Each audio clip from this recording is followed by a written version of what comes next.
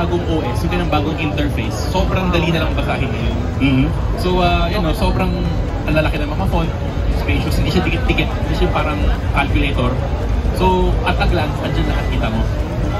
At the same time, ang pinakatuwa ako dito is yung blind spot detection. Yeah. Hindi lahat ng motorsiklo kasi may blind spot. Correct. Or karamihan ng motor na may blind spot, radar-based. Just like the multistradas and such. Radar kasi yun yung parang yun yung pinakamadali na pag-implement ng blind spot detection. So parang aeroplano, radar, di ba? Yeah. Radar talaga. May frequency na tumatalbog. Pero ang ginawa ng Chigi kasi, they didn't do the shortcut. Ang BSD nila is optical based.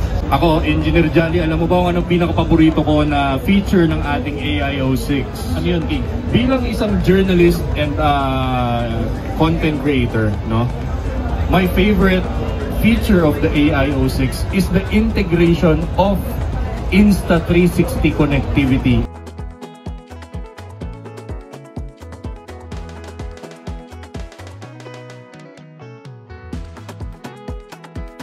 We had a lot of inquiries na, sir, paano pag ayaw namin ng cameras?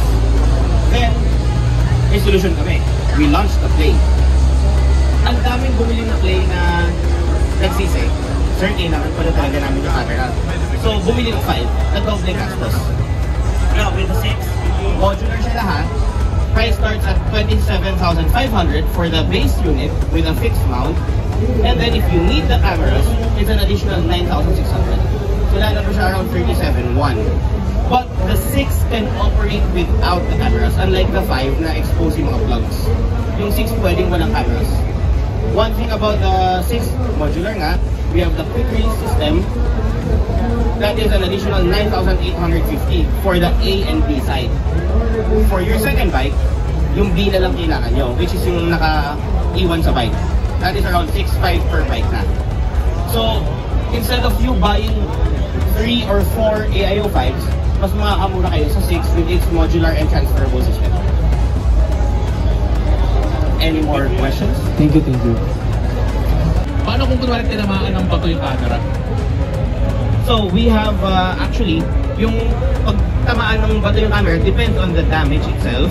Pero majority of the camera issues natin is not really factory fault eh.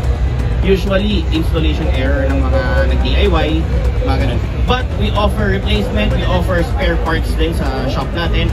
And depends on the issue, depends on how it's been installed.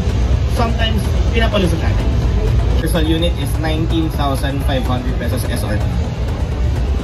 19,500 pesos worth of AIO5 Play. Sino gusto manalo nito? Kanina wala nagtataas ng kamay eh. O ngayon. Ang inilaki ng AIO5, ng AIO6 versus the AIO5.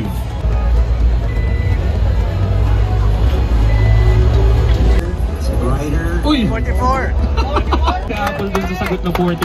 But in reality, it's 44% bigger than the AIO5.